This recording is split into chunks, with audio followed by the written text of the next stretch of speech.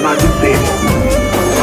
ನಿನ್ನಂತೆ ನಾನು ಸಹ ಅತಿ ಸೂಕ್ಷ್ಮನಾಗಿದ್ದೇನೆ. ಜ್ಯೋತಿರ್ಬಿಂದು ಆಗಿದ್ದರೂ ಸಹ ಜ್ಞಾನ ಗುಣದಲ್ಲಿ ಬಿಂದುವಿನ ಸಮಾನನಾಗಿದ್ದೇನೆ. ನಾನು ಸರ್ವಶಕ್ತಿವಂತ.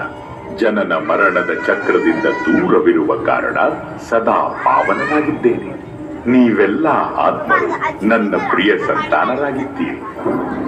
ಯಾವಾಗ ಧರ್ಮದ ನಿಂದನೆ ಆಗುತ್ತದೆಯೋ